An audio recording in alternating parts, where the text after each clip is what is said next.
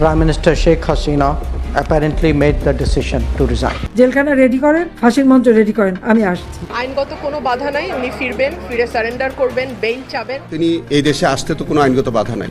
ভারতের জেনজির আক্রমণে নড়বড়ে হয়ে পড়েছে মোদির গদি। একটি সূত্র জানাচ্ছে, ইতোমধ্যে মোদি ইসরায়েল সরকারের সাথে যোগাযোগ রক্ষা করে চলছে। সরকার পতন হলে সেখানেই হতে পারে তার ঠিকানা। কিন্তু ভারতের ক্ষমতার মসনদে যদি সত্যি বড় ধরনের ভূমিকম্প শুরু হয় আর মোদি সরকার পতনের মুখে পড়ে, তাহলে ভারতে আশ্রয়ে থাকা শেখ হাসিনার কি হবে?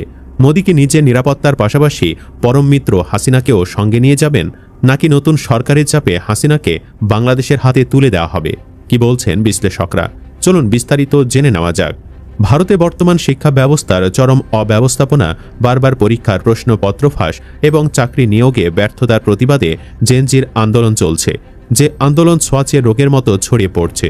দিন যত যাচ্ছে ভারতের অভ্যন্তরীণ পরিস্থিতি যেন ততই নিয়ন্ত্রণের বাহিরে চলে যাচ্ছে। রাজপথের এই লাগাতার বিক্ষোভ, সাধারণ মানুষের ক্ষোভ এবং রাজনৈতিক অস্থিরতা ধীরে ধীরে মোদী সরকারের পতনের শঙ্কা তৈরি করেছে। টানা কয়েক মেয়াদ ক্ষমতায় থাকা কট্টর হিন্দুত্ববাদী নরেন্দ্র মোদীর রাজনৈতিক ক্যারিয়ার এখন কঠিন পরীক্ষার মুখে। বিশ্লেষকরা বলছে, পরিস্থিতি যেদিকে এগুচ্ছে তাতে যে কোনো সময় ঘটে যেতে পারে বড় ধরনের পট পরিবর্তন। আর এই পতনের শঙ্কা থেকেই সামাজিক যোগাযোগ মাধ্যমে শুরু হয়েছে নতুন আলোচনা। ক্ষমতা ছাড়তে বাধ্য হলে কোথায় যাবেন নরেন্দ্র মোদী? নেটিজেনদের মতে মোদীর সম্ভাব্য গন্তব্য হতে পারে তার সবচেয়ে ঘনিষ্ঠ মিত্র দেশ ইসরায়েল। বিভিন্ন সময় মোদীর বক্তব্যে ইসরায়েলের প্রতি তার অকুণ্ঠ সমর্থন প্রকাশ পেয়েছে। এমনকি ইসরায়েলকে মোদী বাবার দেশ বলেও আখ্যা দিয়েছেন। তাছাড়া বিজেপি নেতারা ইসরায়েলের নেতাদেরকে নিজেদের বাপ বলে মনে করে। নেটিজেনরা বলছে, আদর্শিক জায়গা থেকে ইসরায়েলের সাথে মোদীর যে গভীর মেল, তাতে পতন হলে তিনি সেখানেই সবচেয়ে নিরাপদ বোধ করবেন। আসসালামু আলাইকুম দর্শক, ভারতে যদি নরেন্দ্র মোদীর পতন হয় তাহলে শেখ হাসিনার কি হবে? এইরকম একটা প্রশ্ন কিন্তু আমাদের মধ্যে এখন জন্ম নিয়েছে। তো দর্শক, ইতিমধ্যে ভারতে কিন্তু আন্দোলন তীব্র হচ্ছে, দিন দিন কিন্তু আন্দোলন তীব্র হচ্ছে। ইতিমধ্যে শিক্ষামন্ত্রী তিনি পদত্যাগ করেছেন, তারপরও কিন্তু আন্দোলন দমানো যাচ্ছে না।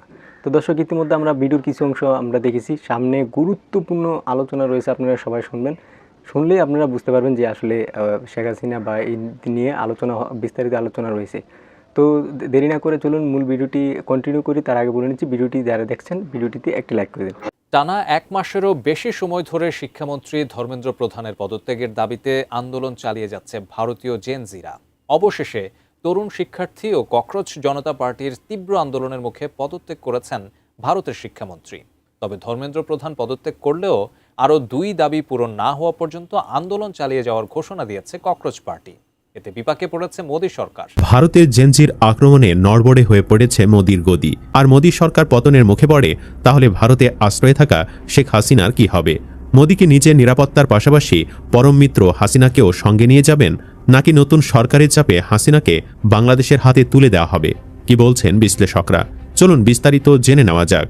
ভারতে বর্তমান শিক্ষা ব্যবস্থার চরম অব্যবস্থাপনা, বারবার পরীক্ষার প্রশ্নপত্র ফাঁস এবং চাকরি নিয়োগে ব্যর্থতার প্রতিবাদে জেনজির আন্দোলন চলছে, যে আন্দোলন ছোঁয়াচে রোগের মতো ছড়িয়ে পড়ছে। দিন যত যাচ্ছে ভারতের অভ্যন্তরীণ পরিস্থিতি যেন ততই নিয়ন্ত্রণের বাহিরে চলে যাচ্ছে। রাজপথের এই লাগাতার বিক্ষোভ, সাধারণ মানুষের ক্ষোভ এবং রাজনৈতিক অস্থিরতা ধীরে ধীরে মোদী সরকারের পতনের শঙ্কা তৈরি করেছে। টানা কয়েক মেয়াদ ক্ষমতায় থাকা কট্টর হিন্দুত্ববাদী নরেন্দ্র মোদীর রাজনৈতিক ক্যারিয়ার এখন কঠিন পরীক্ষার মুখে। বিশ্লেষকরা বলছে, পরিস্থিতি যেদিকে এগুচ্ছে তাতে যে কোনো সময় ঘটে যেতে পারে বড় ধরনের পট পরিবর্তন। আর এই পতনের শঙ্কা থেকেই সামাজিক যোগাযোগ মাধ্যমে শুরু হয়েছে নতুন আলোচনা। ক্ষমতা ছাড়তে বাধ্য হলে কোথায় যাবেন নরেন্দ্র মোদী? নেটিজেনদের মতে মোদীর সম্ভাব্য গন্তব্য হতে পারে তার সবচেয়ে ঘনিষ্ঠ মিত্র দেশ ইসরায়েল। বিভিন্ন সময় মোদীর বক্তব্যে ইসরায়েলের প্রতি তার অকুণ্ঠ সমর্থন প্রকাশ পেয়েছে। এমনকি ইসরায়েলকে মোদী বাবার দেশ বলেও আখ্যা দিয়েছেন। তাছাড়া বিজেপি নেতারা ইসরায়েলের নেতাদেরকে নিজেদের বাপ বলে মনে করে।